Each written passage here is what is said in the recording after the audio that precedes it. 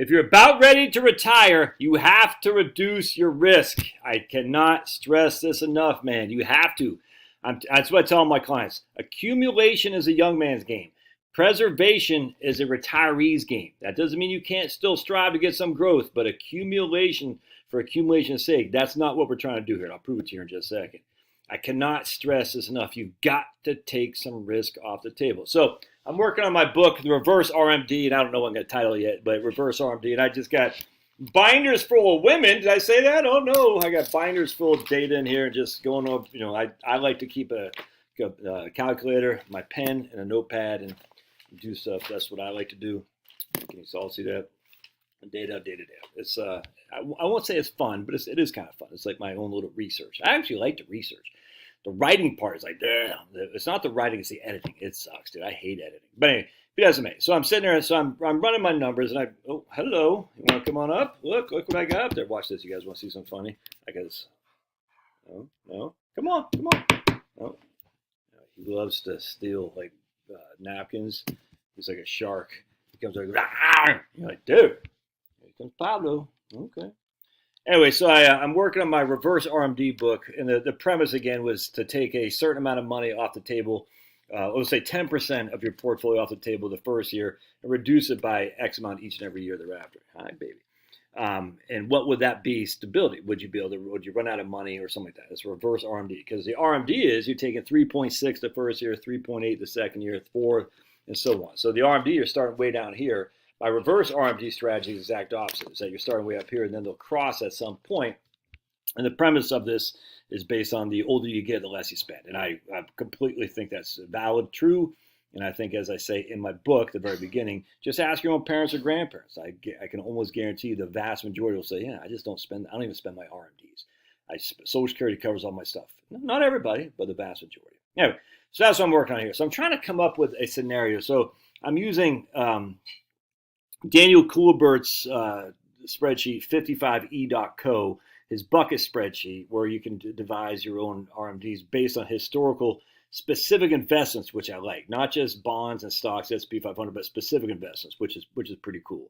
I'll use Craig Israelson stuff, and he's going to join us live next Wednesday. Craig Israelson from Utah, some university in Utah. We've had him on before. And he's going to talk about his retirement and analyzer spreadsheet too. And that's great. But those are all historic data, all right? And so historic data, I just don't buy into, man. I don't think we're going to get that kind of rate of return from historical data. So I'm using my expected rate of return, essentially based on the Vanguard models, which is pretty low rates of return, but still is pretty high standard deviations, and that's volatility. So I'm using that as to project. So I want to use going backwards. I think looking at hindsight is helpful. But I also want to say, okay, what if this happens, i.e. a lower rate of return with the high standard deviations, downside risk essentially. And high standard risk also means higher upside too, don't get me wrong. Standard deviation is the variance around the mean. So it's not just on the downside, it's also on the upside, but no one really cares about the upside. They're just saying, oh, my downside. And so I'm coming up, I'm working, crunching some numbers here. So basically right here, we got old Diane Sample. I'm just going to give you an example right here. And this is just I'm working on. This isn't the done deal here, but I'm just going to show you what I'm working on. This is a fake person. We got Diane Sample. She's 60 years old.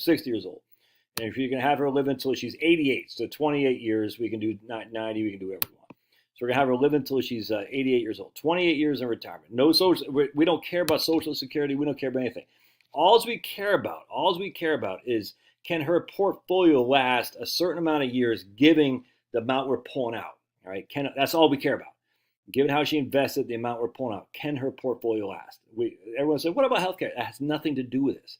Can the portfolio last a certain amount of time? That's all we're shooting for. Don't get caught up. It's like a word problem. Remember when you're doing word problems, they put all this other data that doesn't matter for what we're trying to solve. We're trying to solve, will this portfolio sustain itself? That's it. And so what we're going to do, we got a portfolio here, and we got it all in, what do I have it here?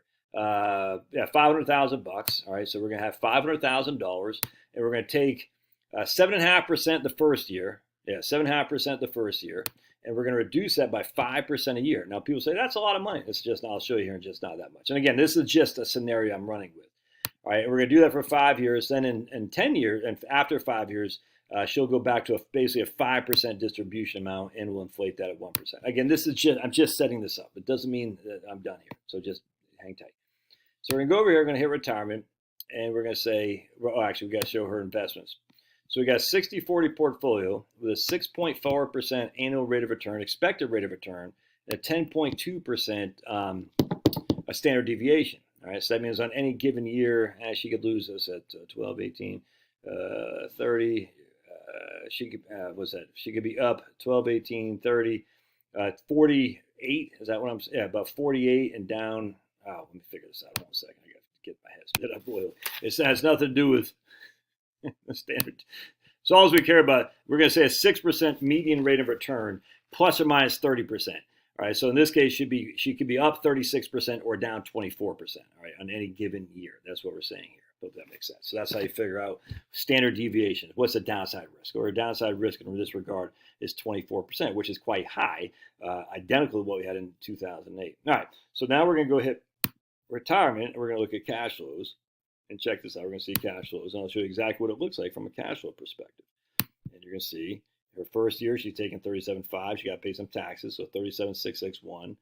We're only paying a small amount of taxes, and really she wouldn't have much taxes, but this is just capital gain essentially. I mean, just income, interest income essentially. So then we're reducing it by 5%, and that's, she's reducing it by $2,000 or so. So not a huge sacrifice, 2,000 bucks, 166 bucks a month. Reducing by another 2,000, reducing not quite 2,000, 1,800. So you can see there.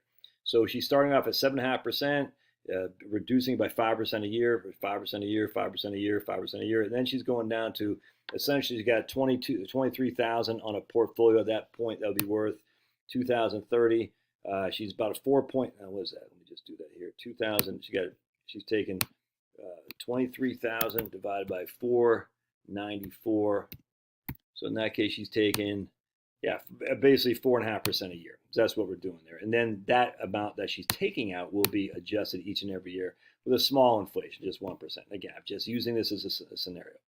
And we got her living until she's 88. All right, so we're going to say this needs to last her 28 years. What will happen? So you can see 82% of the time she has money when she dies. And not only that, but the median liquid net worth is $200,000. And that's in today's dollars too. So that's pretty good. That's a successful retirement plan, I would say. So the question is, all right, what happens if we make the portfolio more aggressive? All right, so we're going to make the portfolio 100% stocks. I'll show you what the volatility there is in just a second. And what happens here? It goes from 82 to 68, and she leaves significantly less money. Why? Because she has much more downside risk. She goes from 10.2% downside risk to a 17. She increased her downside risk by 70%. So in this case, the standard deviation is 51 plus or minus 6. So in any given year, she could be up 57%, but she could also be down, 45% as well. All right, so here's down 24, some of that, and here's 45%, almost double. There's 70% more risk. And as such, she's not getting anything better, is actually making her portfolio less likely to succeed because the downside risks are significant. Now you can say, well, if we put in a money market account, which I'll show you the returns there, and it's going to be lower than here too, but not by much, only 79%.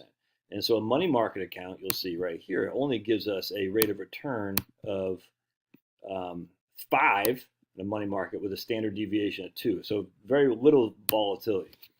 And so it gives us less rate of return. It gives us much less volatility than the model portfolio.